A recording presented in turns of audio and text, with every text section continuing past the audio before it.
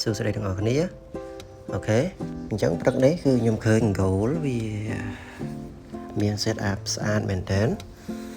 ខ្ញុំឃើញទៅក៏វាធ្វើឲ្យអារម្មណ៍របស់ខ្ញុំគឺចង់ដាក់មក set up កាត់ព្រឹកតែម្ដងមិនមែនដាក់មក set up ទេគឺមួយ set up កាត់ព្រឹកតែម្ដងយ៉ាអញ្ចឹង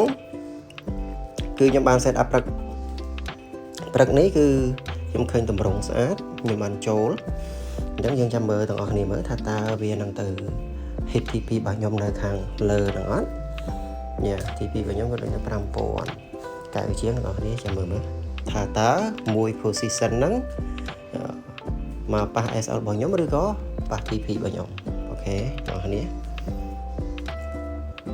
ចាំមើលនៅពេលដែល hit TP គឺខ្ញុំនឹង update ជូនទាំងអស់គ្នាបន្តអូខេយ៉ារងចាំមើលទាំងអស់គ្នាបានយើងឬបានគេទាំងអស់គ្នាណោះ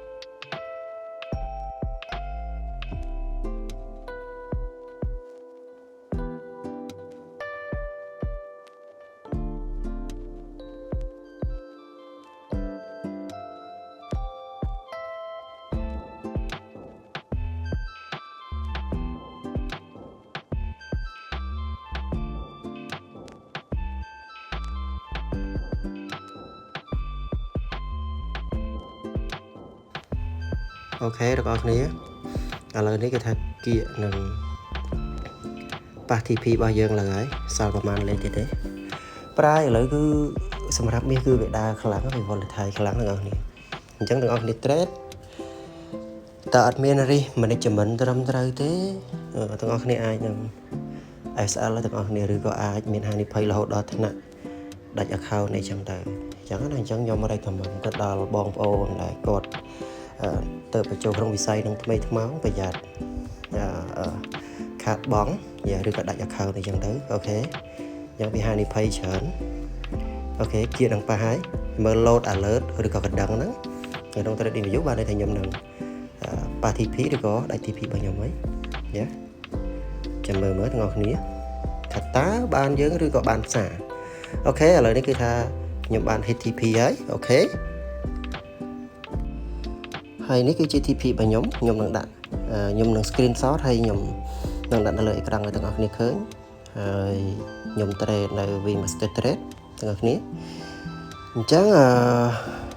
ខ្ញុំបាន profit $204សម្រាប់ថ្ងៃនេះអញ្ចឹងយើងចាំមើលនៅថ្ងៃស្អែកជាបន្តទៀតព្រោះមួយថ្ងៃខ្ញុំ trade តែមួយ setup ទេអញ្ចឹងយើងចាំមើលស្អែកថាតើខ្ញុំអាច make profit បានដែរឬក៏អត់បើមាន setupទៅខ្ញុំចូលណាបើអត់មាន setup គឺខ្ញុំអត់ចូលទេអូខេបាយបាយទាំងអស់គ្នាយ៉ាជួបគ្នាថ្ងៃស្អែកបន្តទៀត